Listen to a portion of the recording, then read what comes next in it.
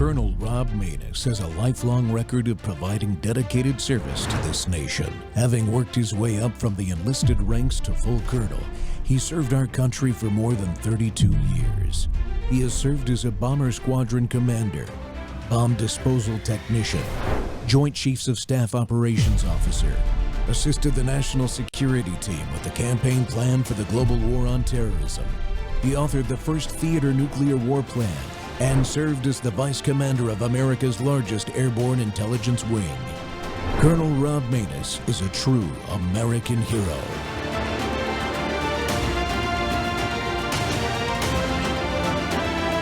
This is Rob Maness Live. I just spoke to the President of the United States 20 minutes ago about the Gulf states and their involvement, and what he told me was this. Iran had thousands of missiles pointed at all these Middle Eastern countries for the last 4 months. They were going to take over the Middle East, meaning Iran. They were going to control it all, the UAE, Qatar, Oman, and Saudi Arabia. They had 1,200 missiles pointed at these countries. All these nations were afraid of Iran, and they are not anymore. And they had reason to be afraid. We have knocked the hell out of them like no other nation could, and they still have remnants left. Just wanted you to respond to that. Well, this is why the president, one of the reasons I think he did why he did this now. Imagine, we're seeing how the Iranian regime is behaving now. Imagine if the president had kicked the can like so many of his predecessors had, and at the rate that Iran was producing these drones and ballistic missiles, had tens, if not hundreds of thousands years from now. That's the shield that Secretary Rubio has been talking about, behind which they would then develop a full-blown nuclear program, which we know they intended to do. They were not negotiating in good faith. The reason President Trump went now is because they're at their weakest point. And he's not the type of president to kick the can and let future generations have to deal with a much stronger nuclear-armed Iran to then truly hold not just the region, but the world hostage. Ambassador, they think Israel's the problem, but those Gulf states know Iran's the problem. Good afternoon, America. This is the Rob Maness Show. It's More War Monday again, and we're live on WorldViewTube and our XSpaces Simulcast. Well, folks, the world is, it really is on fire, and the flames are spreading fast. We just saw it. Iran on the brink of dominating the region, according to the President of the United States, and until the U.S. and Israel stepped in with decisive preemptive strikes starting in late February. As of today, March 9th, those joint operations continue, hammering Iranian military sites, nuclear facilities, oil infrastructure now, and leadership. Reports confirm the death of Supreme Leader Khamenei and dozens of top officials in massive airstrikes across Tehran, Isfahan, and beyond. Iran's retaliating with missiles and drones hitting U.S. bases, Israeli targets, and even disrupting Gulf shipping through the Strait of Hormuz. And the fallout, oil and gas prices are skyrocketing. Brent crude was pushing past $100 a barrel, I believe, in recent days. And there's fears of 100 plus, maybe even up to $187 a barrel if these disruptions continue. Russia's supplying intel, according to some reports, and possibly even more than that to Iran, benefiting from what? The chaos as their own energy exports surge. This isn't just about nukes. It's insurgency, Marxist-Islamist alliances, threats from Venezuela to China, and now whispers that Cuba could be next in this push against these threats.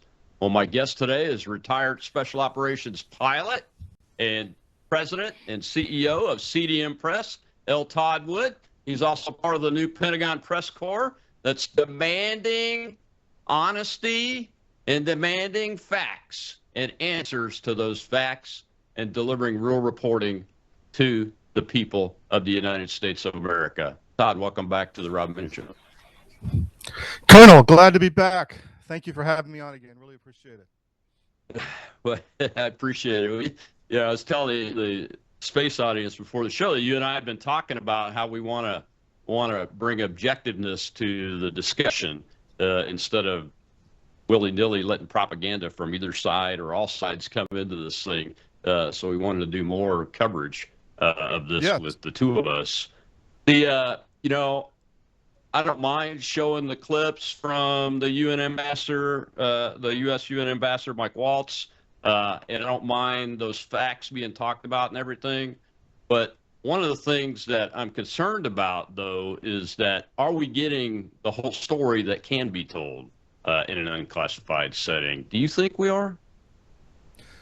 Well, it's obvious to me there's, I would use the word narratives being created on both sides of this conflict. I would say all three sides, because you have Iran and their propaganda. Then you have what's going on in the U.S., where you have really two sides here in the West in general, adding to their propaganda to the mix.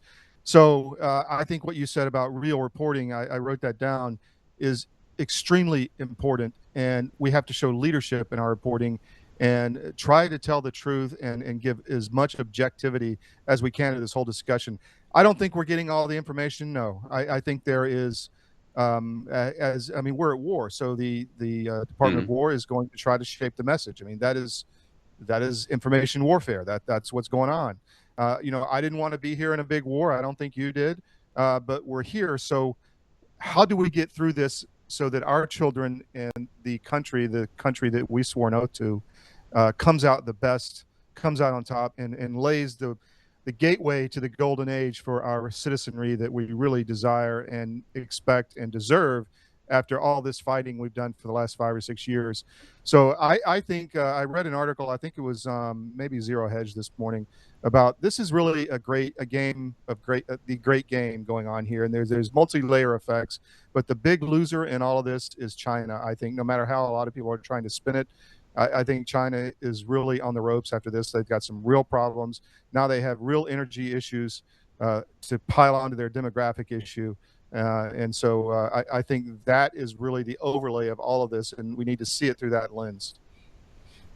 Yeah, I think you should. I think Americans definitely should see it through that lens, and our allies for sure. Yeah, because I think you're right. I mean, the facts bear that out.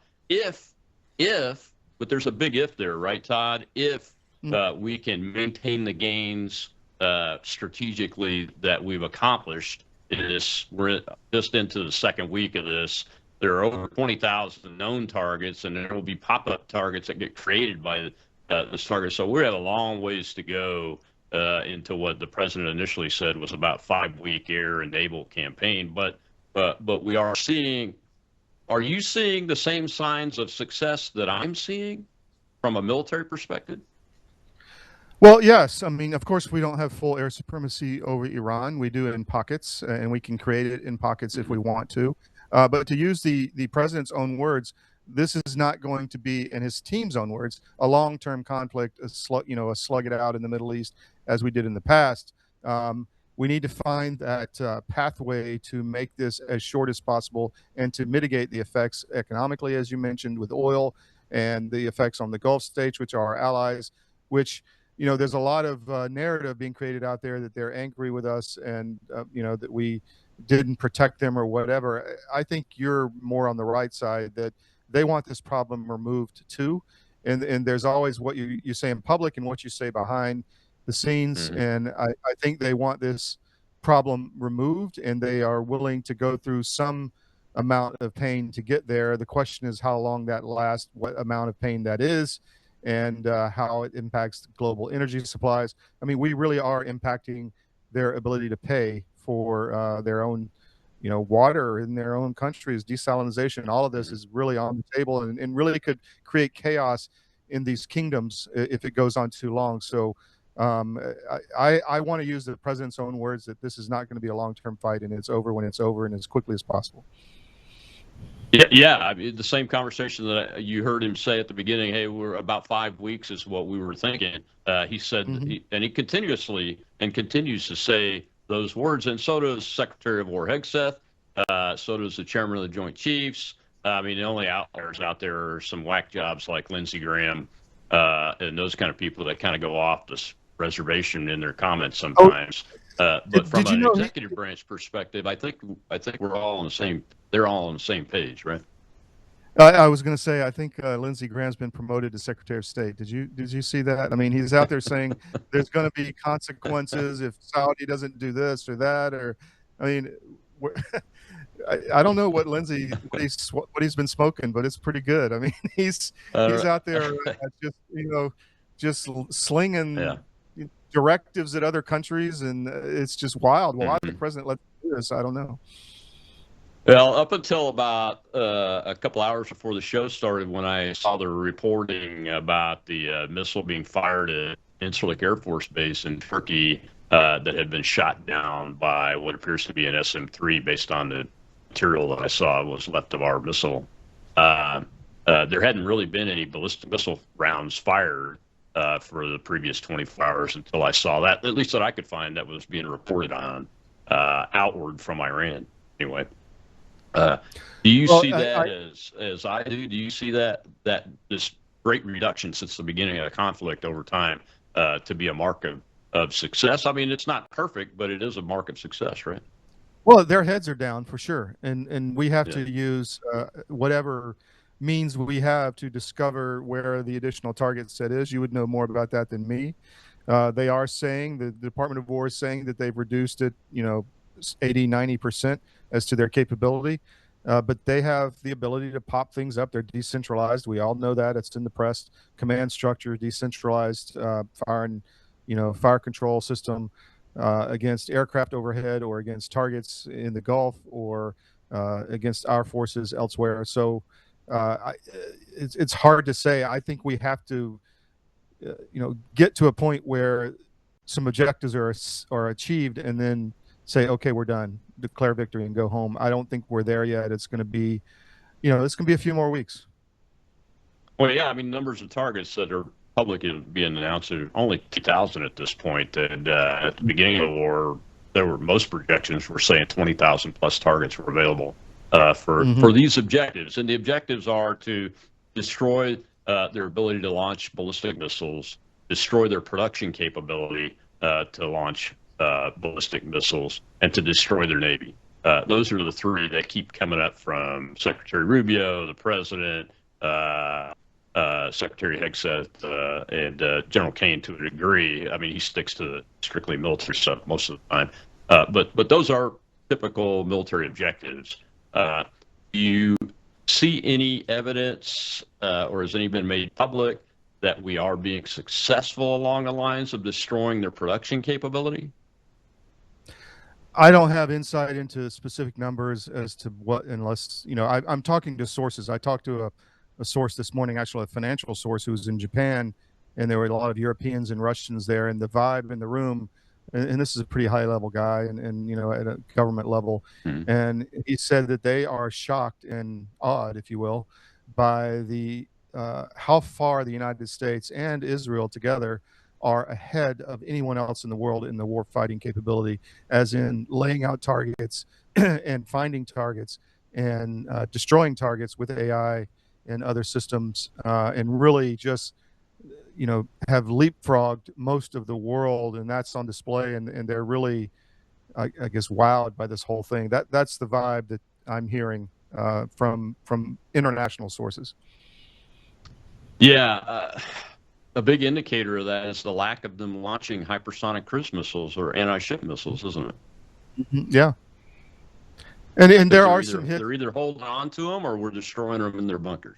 One of the two. I think it's probably both. I mean, and we haven't seen a lot of targets or heavy hits in Israel in the media, although there's some, and obviously that's being restricted. And but you haven't seen the wholesale, like in the 12-day war, and maybe that will come, of rounds hitting Tel Aviv and other Haifa and military facilities. Nevatim, I think, was the air base down in the south in the desert. So we haven't seen that. Maybe it's just been restricted, but maybe the Israelis are very good at stopping media from coming out, as they're in an information war too. Yeah.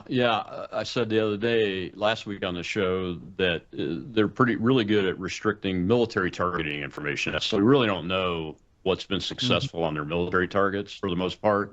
But the civilian targets, they do put that out. And I think that if they had more than 10 it's civilian-wise, they would be talking about it, quite frankly. From what I could tell, there's only been 2 buildings took direct hits. The rest of them are all like, sideways type stuff. We got to take a break. When we come back, I want to talk about this supposed story about Russians giving intelligence information to the Iranians for their targeting purposes. And there is some evidence that could be true. We'll be right back with Todd Wood, CDM Press.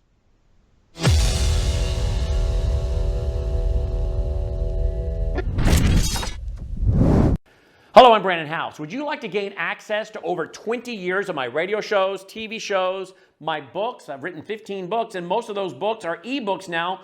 And we have conference DVDs, conferences where we filmed our conferences at the Ozarks, literally starting 20 years ago.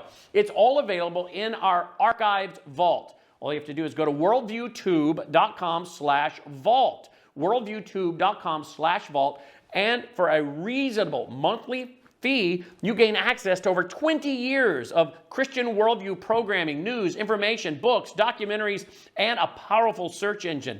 And folks, it's a great way not only to educate yourself, equip yourself, but it's a big way that you can help fund our continuation as a broadcast network. Please check it out.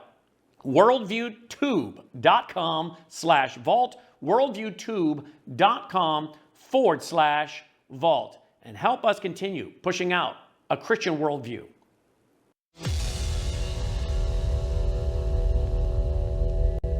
I also asked the president about the rise in oil prices, $100 a barrel, and he said this about the Strait of Hormuz. These ships got to go through the Strait of Hormuz and show some guts. There's nothing to be afraid of. They have no navy. We sunk all their ships and all but 20% of their launchers. What is your reaction and that message to the merchant ships, and that's the Gulf states too, to start getting that oil going through there? Well, to the president's point, we've destroyed their air force, destroyed their air defenses, destroyed 80-90% of their launchers and missile capability, and sank their entire Navy. This is about, I think, emotion. It's irrational. We have eliminated the threat for these both merchant ships, and commerce needs to start moving. In addition to that, the Development Finance Corporation, led by Ben Black, the president and secretary, and he announced that we'll put insurance in place just as an additional safeguard. So these ships need to start moving. I understand from talking to Secretary Wright, our energy secretary, that what they call Suez Max, which is a super tanker, has moved, and we're asking the rest to follow suit. We'll give them the protection they need, and we are knocking the snot out of Iran's capabilities. But again, one more reason why we had to do it now and not wait until they had even additional capability to not just hold the region hostage, but the world's energy supplies. Enough is enough. They've been doing this for 47 years. They started this war 47 years ago. Thank God President Trump is doing what's necessary to end it. Welcome back to the Rob Maness Show. We're live on WorldViewTube and our XSpaces Simulcast, and it's More War Monday, and we're talking epic fury. What are the real effects that we think we're seeing? What are we achieving? And the big question is, how long will it take, amongst others? Todd, that was about the oil and the Straits of Hormuz. And, overnight, when I got up this morning, I check all the 3 main maritime trackers. And overnight, traffic started moving again. Now, you have to watch it closely because you'll see their transponders get turned off and then come back on the other side through the strait. So as opposed to yesterday and the day before where traffic was nearly zero, there was a big gap being created between the Gulf of Oman and the Straits of Malacca, which is a major issue when it comes to keeping the flow of oil going. Are you concerned about the prices or the Iranians' remaining ability to do what they call a blockade? I find that specious at best, that they might think they have the capability to close the Straits of Hormuz. Well, I think Trump will do what's needed. I saw a report today. He's already looking at options, whether that's the strategic oil reserve or whatever. But really, we have enough oil for our needs with what we have now from Venezuela. And, obviously our own energy domestically. We are, what's the word? I mean, we're self-sufficient, or I forget the term he used. But so I think the oil thing can be managed. And you saw that with Trump or Besant taking off some of the sanctions off the Russians so that they can move oil into the supply system freely and supply India especially. And I think there were some other sanctions that were lifted. You mentioned the Russians targeting others. I think that, yes, they're probably doing that. But, we have to realize we've been doing that for 5 years against them. We've been giving them intelligence for targets deep inside Russia. The Russians are they work off strength, and it's kind of like back to Genghis Khan days. It's the way they roll, right? I mean, I've dealt with them. They just they respect or they don't respect, and even if they're your friend, if you screw them over, they're going to do the same thing back to you, just to show you they can. And I think that's a lot of what this is, more of just because if they don't, then they look weak to their people that they're trying to look strong to inside their own country and around in their neighborhoods. So I think that there still is some room for some kind of economic cooperation between the United States and Russia when this is over. At least I hope so. I hope that comes. And I also think this rise in oil is part of this great game also because it's really pressuring, as I said, China, but also the European capitals, the globalist capitals who have destroyed their own energy system and are under China's thumb, Manchurian governments across Europe, Berlin, Paris, the UK, and Germany. So who would have had to make that decision to take the oil sanctions off of Russia? Who made it? Besant. Besant's a huge player, and Besant is, I think, advising the president well on the economic issues and how to, and not just this, but from an overall sense of how to manage our debt. There's a lot of very interesting concepts and techniques and ways of managing our sovereign debt that Besant has brought to the table. It's fascinating to watch if you know what to look for, like driving down the cost of some of these long-term securities that we have, in some areas 50-60%, and then buying them back and at a discount and reducing the overall level of the federal debt that way, which is a fascinating way of doing it. Yes, you have to refinance, but there's really a lot of interesting things that they're doing. And I think Besant is a smart guy, and I think he probably is all over this oil issue.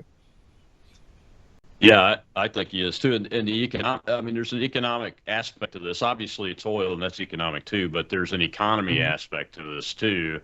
Do you think the president approved? I know he approved it.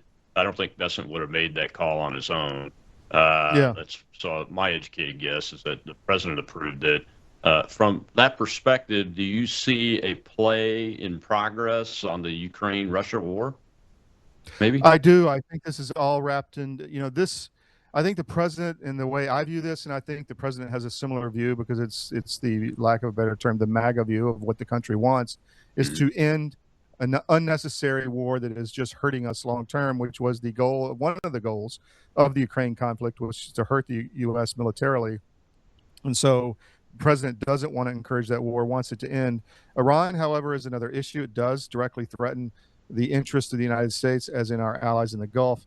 As the nuclear issue economically with oil, Ukraine can't do any of that. All Ukraine can do is drag us into a nuclear war. So with the biggest nuclear power, this Iranian thing, Russia, you have to see what Russia is not doing.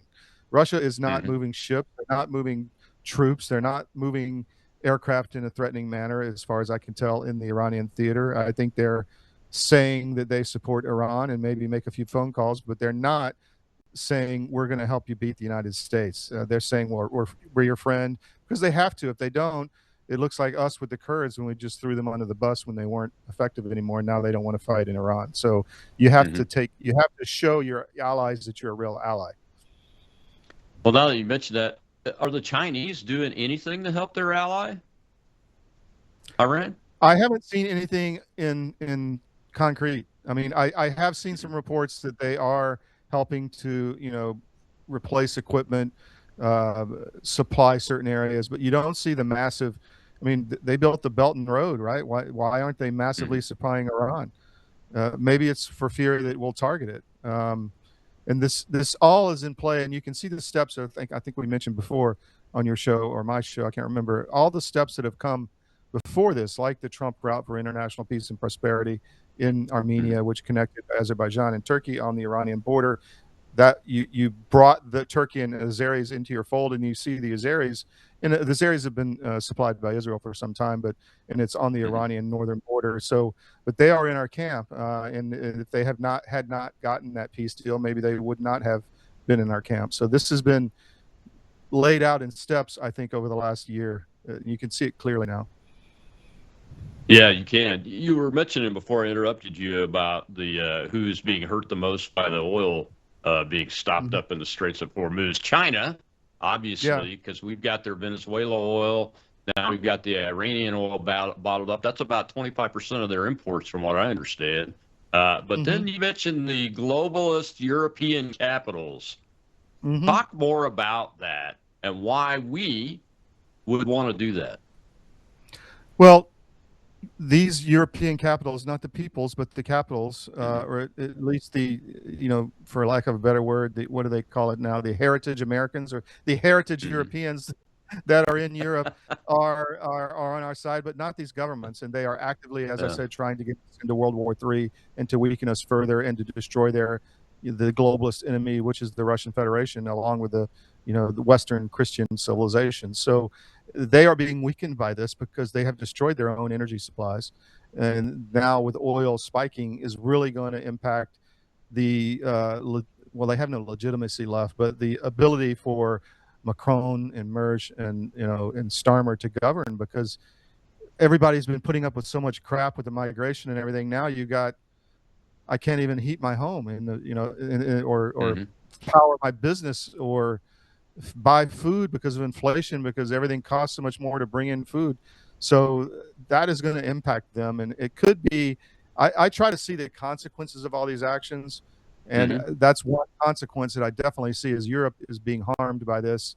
And maybe that's intentional because they're not our friends. They're just not. These governments are not our friends. They're trying to hurt us any way possible. Trump's pressured them to do certain things like in Diego Garcia, et cetera. But if they could, they give it all to the Chinese. That's just a fact. Yeah. So they're trying to maintain some kind of public persona of being Western and as an ally of the United States, but they're really not at all. Yeah, just like they try to think that they're in opposition to Russia and then they buy natural gas from Russia. Yeah, a lot of it. Right. A lot of it. Yeah, a lot of it. Yeah. Exactly. And those I think haven't been turned off, right? Yeah, no, they haven't. In fact, now they're saying they're going to rebuild nuclear power. That's going to take years. But these people want to remain in power. The Ukraine war was all about that. And I think the Ukraine conflict is definitely part of all this. There's the other factor that a lot of the munitions that we were sending to Ukraine are allowing to be bought by the Europeans for the Ukrainians. They're being sent to the Gulf. I think that's a good thing. I mean, if we can shut down the weapons flow to Ukraine, in my opinion, it's not against the Ukrainian people, but the war needs to be over. There's 50,000 Slavic Christians dying every month in that theater, and it really needs to stop. And is that on both sides? Well, that's kind of a total on both sides. Yeah. So I know that's around 25 to 30 on the Ukrainian side, and I think less on the Russian side. I'm just ballparking that figure. Yeah, that's a lot, Yeah. As we've talked about many, many times. On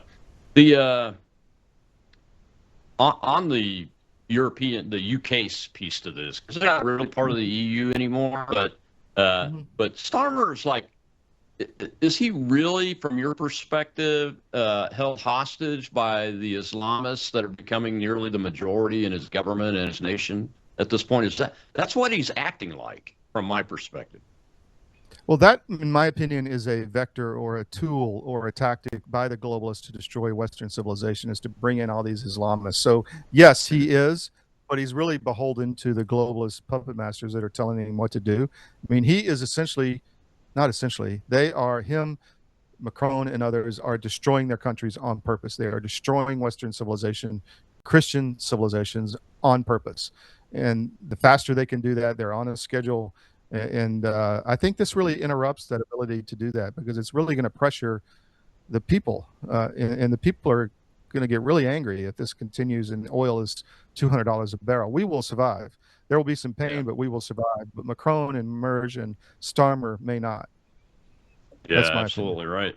Maybe this is a strategic move to force them back into the fold of protecting Western civilization. instead of giving away ground that we bled over. We, the Western civilization, have bled over thousands of years with the Islamists, and now we're just giving it away to them like Spain is doing. All right, we'll be right back after this. This time I'll have the clip of the Russians giving intel to the Iranians. I had my clips messed up, but it happens on live TV. I'm Rob Maness.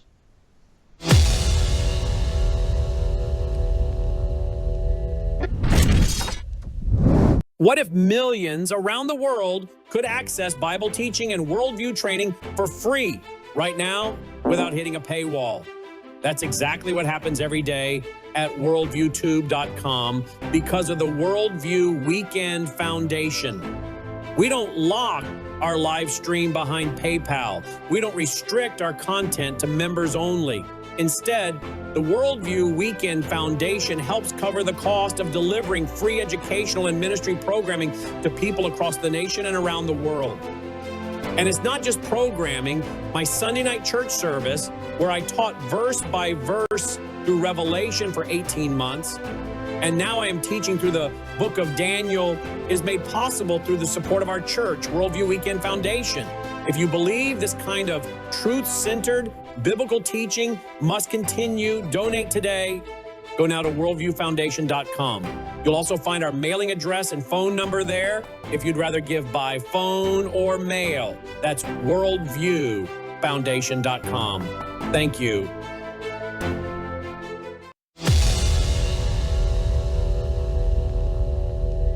End it. And to close this, Russia is helping Iran with targets against us, our facilities in Bahrain, office buildings in Saudi Arabia where the CIA is located. At the same time, Ukraine is helping us with drone technology. What does that tell you about that conflict? And whose side, who's on? Well, Russia has now lost its largest manufacturer and supplier of drones, these Shahed drones that have been so devastating. Oh, by the way, so have the Houthis, Hezbollah, Hamas, and everyone else. Russia's also lost a supplier of ballistic missiles. So that symbiotic relationship has to break. Special Envoy Witkoff has delivered a very tough message. And at the end of the day, this kind of axis of evil is going to be broken. Iran is no longer going to be a threat and no longer going to be a supplier to China and Russia. And Ambassador, I just had a chance to watch you go at it with the Iranian foreign minister, and you made America really proud. And you kept your temper, which I wouldn't have been able to do. Ambassador, thanks so much.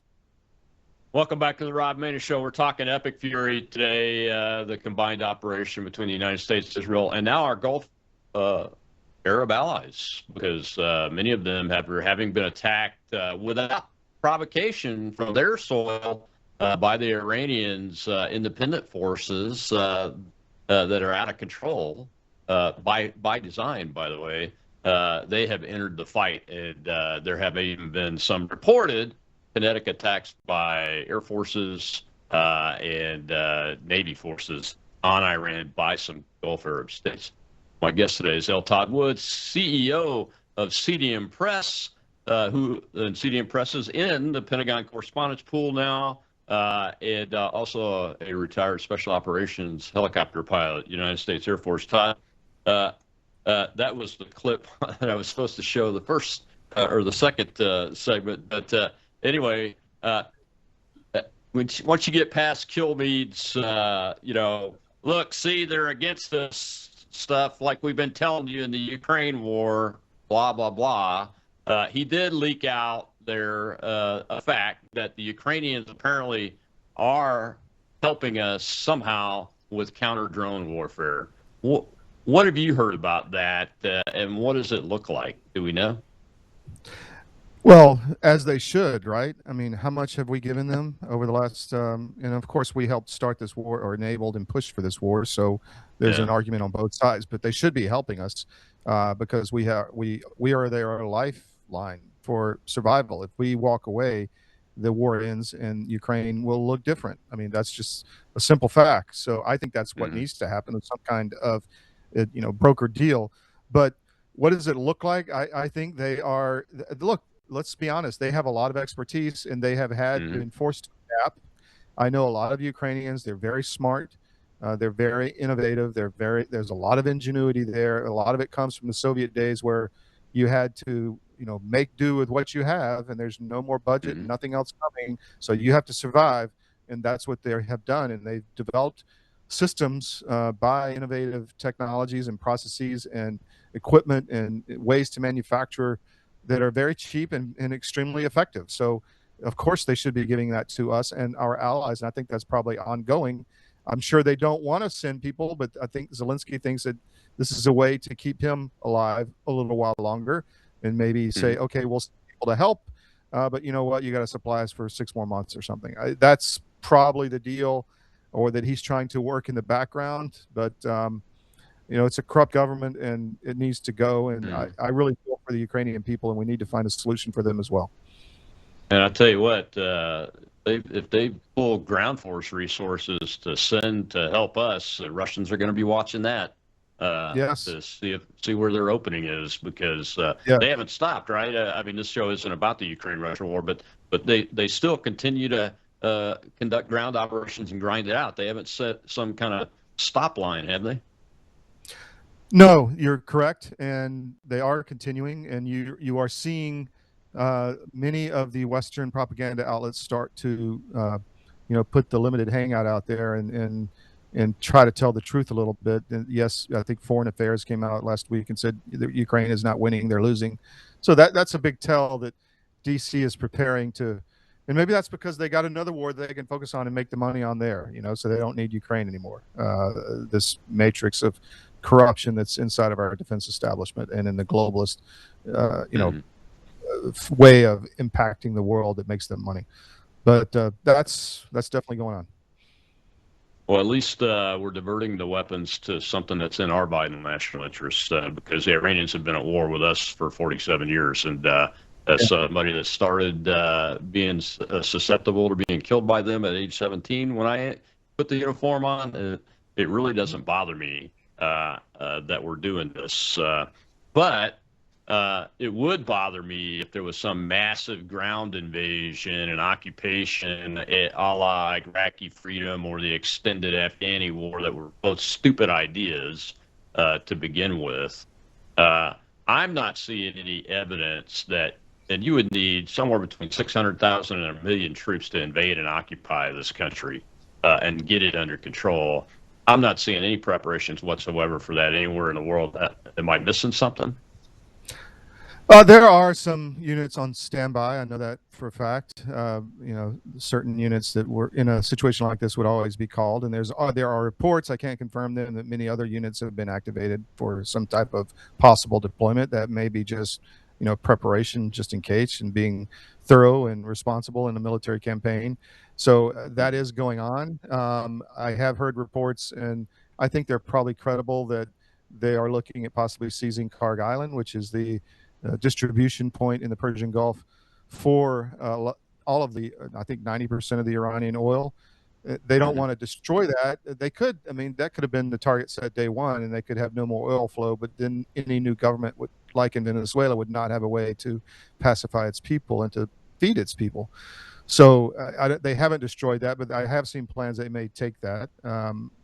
That's on the table. It should be in any kind of conflict. If we need to go in there and just secure the oil, the Iranians could blow it up. They're kind of doing, what Saddam Hussein did, like blow up all the wells. They could blow it up if we get too far down their line. So I think that's what the president is worried about. But you may have too, but I spent time in the Persian Gulf, landing on ships during the first Gulf go around, and it's a dangerous area, and you have to prepare for any kind of contingency, and I think they're probably doing that.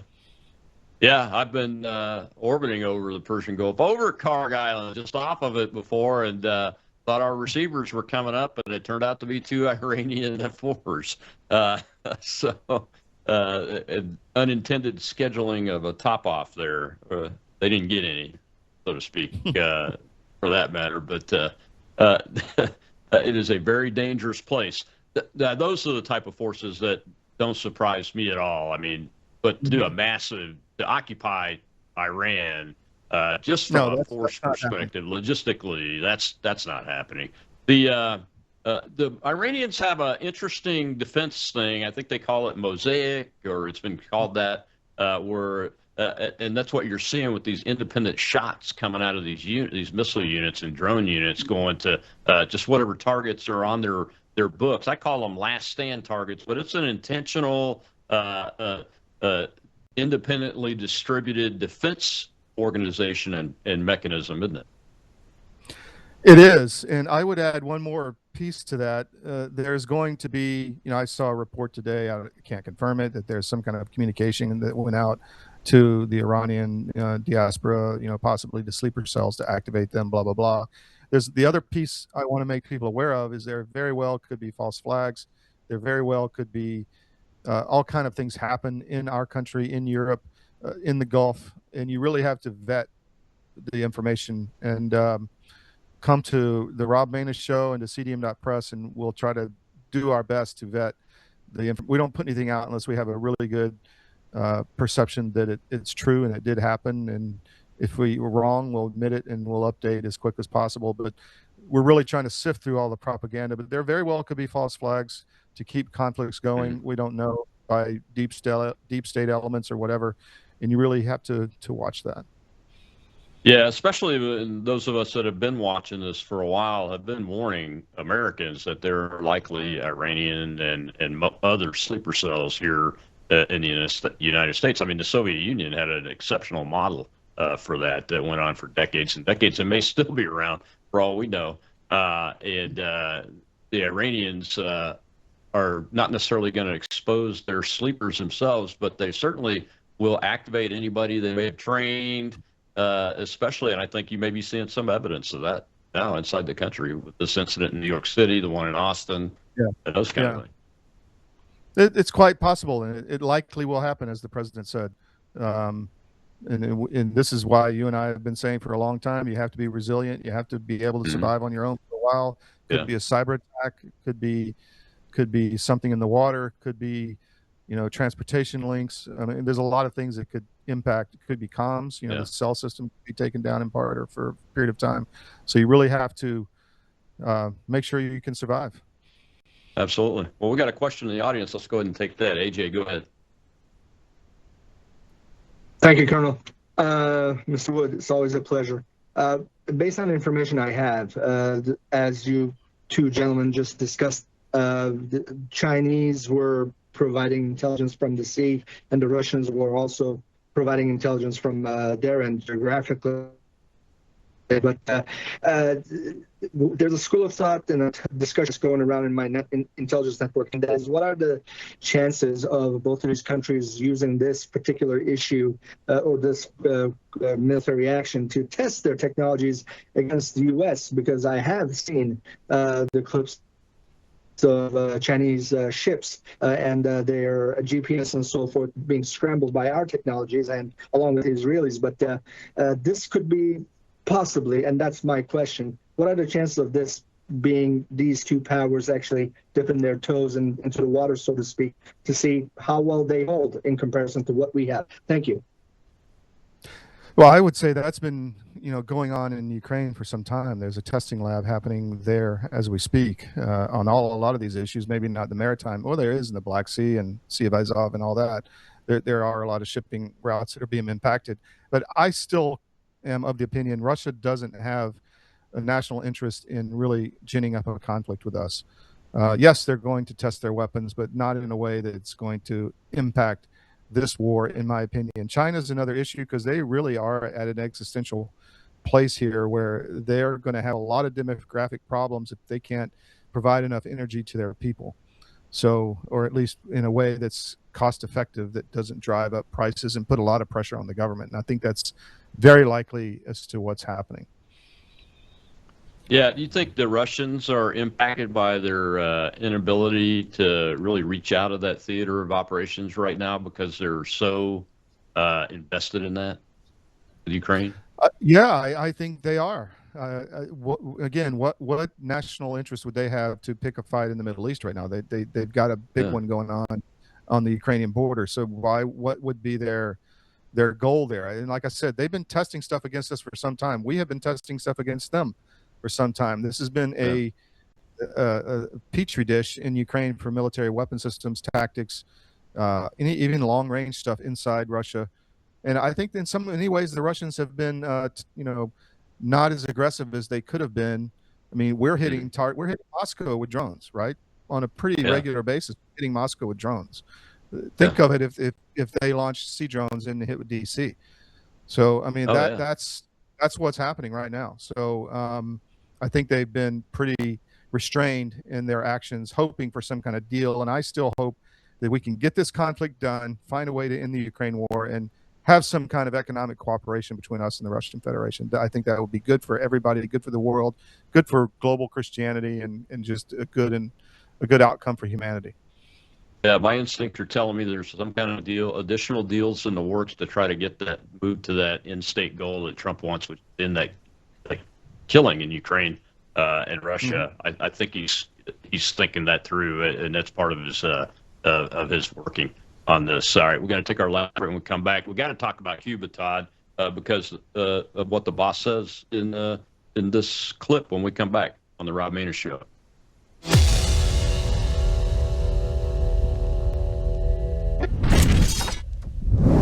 News is moving faster than ever, and so are we.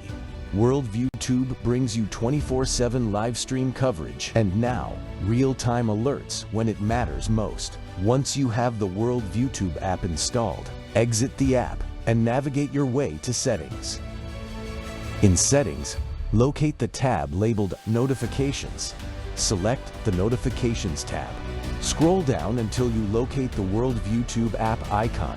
Select the tab, and here you can turn on and customize your notification experience for the WorldViewTube app.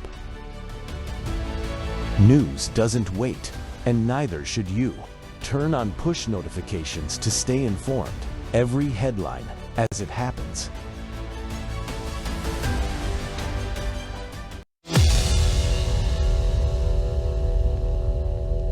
I've been hearing, as a little boy, I'd be hearing about Cuba. Cuba's a disaster, but I've been hearing so much about Cuba. But Cuba is in its last moments of life, as it was. It'll have a great new life, but it's in its last moments of life the way it is. And but our focus right now is on Iran, and we'll do that. I would say, what will you do? Take about 2 days off, Marco? No, he won't. Maybe an hour. He'll take 1 hour off, and then he'll finish up a deal on Cuba. That'll be an easy one. But it'll be the entire region that we're doing that. Many of you have come today and they say, I hope you can take care of Cuba because you've had problems with Cuba, right? You mentioned. Welcome back to the Rob Maness Show. It's our last segment on More War Monday here on the 9th of March, 2026. And we're live on WorldViewTube and our XSpaces Simulcast. And just to flesh out the picture, the strategic picture that my guest, Todd Wood, and I have been discussing that centers around the Venezuelan operation and now Operation Epic Fury. We had to show that clip of the President of the United States talking about Cuba being on its last legs, and that Marco Rubio, the son of Cuban immigrants, may have another hat to wear. Todd, what do you think about that? Is he serious? Are there serious indicators that we're seeing on the ground in Cuba that would lead us to believe that this is actually possible? It's something that I've wanted for a long time. I've always wanted a vacation there without having to be spied on by the commies or risk getting taken hostage, and I can't. It's going to happen. I think you can take that one to the bank. Take that one to Vegas. That is going to happen in some form. Cuba will be liberated, and you're going to have an economic engine down there that is really going to be beneficial for the U.S. I spent a lot of time in the Caribbean when I was trading on the street, and I was down there 10 days a month for probably 10, 15 years, and I know it well. And Cuba is a big hole in that whole ecosystem. And I was over in Florida, Tampa, recently. As last night, I was at the Johnny Cash Man in Black show. If you ever get to see that, if you're a Johnny Cash fan, it's fantastic. But I went to the Tampa Bay Hotel, and it is really a flashback to the Gilded Age of the late 1800s, early 1900s. And I didn't realize the whole infrastructure that was based off trade and tourism down into Cuba. You're talking steam lines, railroads all the way to Florida, a whole ecosystem of economic growth and opportunity that just, when Cuba fell, it just kind of got wiped out in the U.S. So there is so much potential if Cuba can come back online economically in our hemisphere as a place of freedom and economic prosperity. That is really going to help the United States. We have so much history in the Caribbean, and we've kind of forgotten it, unfortunately. Yeah, I'm a graduate of the University of Tampa, and right there in Tampa, and the main building was the building that Teddy Roosevelt and his Rough Riders stayed in preparing to depart to go invade Cuba, and partly because of the Cuban population that was already there as business people and those kind of things. So that's where I was. I was right there. I know exactly what you're talking about. Yeah. Yeah. Oh yeah, it's a beautiful building. Yeah, absolutely is. So do you think, from a geopolitical perspective, that the exiles will move back? Yeah, some will. I don't know. That's going to be a mess to untangle. I mean, it's been 80 years. I mean, that's going to be. I don't know how you put that back, but there'll be obviously some kind of mechanism to do that. The president said it. I mean, they've said we want our property back. So I think they mean it. I wouldn't, when this president and his team come out forcefully, the president can joke and say things, one-off liners, and you can kind of discount them. But I don't think you can discount this. I think they've said it really clearly that Cuba is going to be back in the U.S. fold. And wow, what a golden age that's going to be. And I'm really hopeful that this war will be over and we can focus on that. And so much opportunity. I mean, you're talking just trade and skills needed to build things, to go down in there and just build hotels and transportation and comms networks and tourism and all of that. It's going to be fantastic. Yeah, all three of these areas of operation, Venezuela, Persia, Iran, and now Cuba, all have been beautiful, prosperity-producing places with fantastic art and science capabilities that have given to the world until they were taken over by these tyrannical governments. Each of them is slightly different, but having the same outcome. I mean, it's just crushed the spirit of the people. The folks that owned property in Cuba left if they could before they were put in prison or murdered in firing squads. The same kind of thing in Persia. I hope we start calling it Persia again because the Persian people and the Jewish people are symbiotic, have a symbiotic relationship. For one, and the Persians of the Iran of the 1970s had a symbiotic relationship with the people of the United States too. I mean, obviously there are problems on both sides of that argument, but it was much better than what we see today, and I'm looking forward to it. So we can focus on that kind of activity, peace, prosperity, the arts, science, and moving America and these allies forward. Well, I know you have a strong relationship with the Iranian resistance, as I do, and I think you've probably heard them say we hope to see you in Tehran. I actually think that may happen, and I look forward to that. But I'd also love to visit Havana and spend some time there. I've never been there. I've spent a lot of time in the Caribbean, all over, but never there. So the two places on my bucket list, as they say. Yeah, two on mine too. I have some other ones. St. Petersburg. The Great Wall of China, the Forbidden City over there, but some of my wife's forbidden me from traveling to a couple of those because she thinks I'll get in trouble. We got another question in the audience before we get to the end of the show. Go ahead, Bishop. So we're hearing about the SOA, the Shield of Americas. Is Cuba, Venezuela, Greenland, is that kind of falling into a shield as per se like EU, the European Union? So is that where we're going with that? Do you guys know? I don't know a lot about that. I've got, we have the Miami Independent, miamiindependent.com, which is one of our papers, and we write a lot about Latin America. I actually tasked a reporter, to dig into that and put something out on that. I don't think it'll be like the EU from a tyrannical control standpoint, but maybe it will be some type of golden dome involvement as far as missile. I mean, that's going to be the future, right? Is to protect yourself with an AI system that can prevent anything from coming in.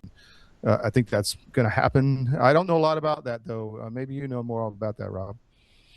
Well, they had a big meeting this weekend. My sense of it is that, at least at the outset, it's more of a not a security alliance, but a security approach to keep outsiders out of the hemisphere, aka the Monroe Doctrine, the Donroe corollary to the Monroe Doctrine. And I would think, like you, that the Golden Dome concept should be part of that. I think that Greenland should be part of that. The Europeans have shown that they can't defend Greenland, and everything goes back to China, right? Right, Todd? The Chinese and the Russians have been using the Arctic route, the new Arctic route especially. There have been a North and South Arctic route, but now there's a center one. Have been using that to trade with each other in their illicit sanction-busting trade. And being in Greenland makes that really inadvisable. Well, again, looking back in all the comments and moves and chessboard moves that we've seen in Venezuela and talk of Greenland, I mean, it kind of all makes sense now, actually. And so I think they've had a plan and are executing the plan. And I think that's what we're seeing in Iran. I mean, I think this has been planned for a long time. I think it's quite obvious. I wasn't for a war, but now that we're here, let's make it the end game good for our nation, as opposed to all the other wars we've had, which have not been good for our nation. Yeah, it's got to end this war. You know, I'm giving the president some grace myself, because I'm not for going to war all the time, as you know, and voted for him because of that. But if he ends this war and ends the Ukraine-Russia war through it, and stiff arms the Chinese so that they calm down and start focusing on their own prosperity and their own people instead of trying to be expansionists and threaten their neighbors and us, I think that's the right thing to do. And that makes it an America First approach. We've heard a lot of complaints about this not being America First. I don't see it that way. I think those folks are completely off base. And if we were putting 600,000 to 1 million troops together to go invade it and occupy it, I'd be right there with them. But we're not, at least not at this point. I mean, the president's been asked a couple times, and so has Secretary Hicks, are you ruling out troops on the ground? Talk to that in operational security before we get to the end of the show, so people understand that while the press asking questions like that is understandable, them answering in a way that, well, I'm not going to tell you, and I'm not taking anything off the table, in that way is not just being glib. No, it's not. It's being responsible. I mean, they should not be, and I think he was pressed on multiple issues today by reporters. And by the way, there's a press briefing in the morning at the Pentagon. I can't make it because I just got back from traveling. But yeah, I think they're handling this from a Department of War standpoint and an information war standpoint. I would like better messaging directly to the American people, but they are handling it in a very responsible way. I can say that. I would point one thing out. I want to keep the spotlight on the Christians in the Middle East and the Levant and Central Asia. They need to have their voices heard in all this. There's a lot of things happening in Lebanon and up in Azerbaijan, etc. And we need to keep that community in mind. I'm going to probably be doing more reporting on that. But just for your audience, if you could go to cdm.press, put us in your daily scan a few times a day, you're going to get stuff you're not going to get anywhere else. And early, we're always early, sometimes really early. So just thank you for that. Yeah, absolutely. That's why I share your stuff. Since you brought that up, before I let you go, the movements that you're seeing in southern Lebanon against Hezbollah by the Lebanese government, and now I saw reporting that the Lebanese president said he wanted to talk with the Israelis, which I don't think has ever happened before. Do you have hope in that's going to roll out into something a lot more firm to protect Christians in Lebanon, as we've covered before? I hope so. Aoun is the president. He is making, but he doesn't have a lot of power. That's the problem. It's a fractional government. They don't have a lot of power to control things. There is a lot of combat action going on in southern Lebanon and in the Bekaa Valley. I have gotten reports that priests are being hit by drones and that kind of thing, and people that are, that there's an evacuation order and there's some resistance to that evacuation, not just from Hezbollah but from the local residents. So I just want the White House to focus on.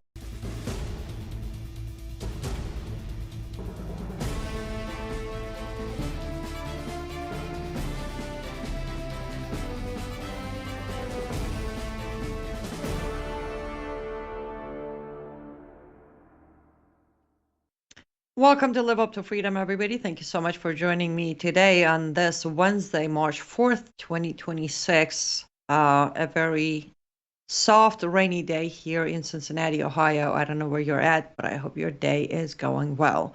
We are live on worldviewtube.com, WorldViewTube X and Rumble channel, and also WorldViewTube app, which is available for free on your app store. And all you need to do is look for it, download it, turn on your notification, and you'll never miss any special coverage or breaking news like we've been doing for last 5 days.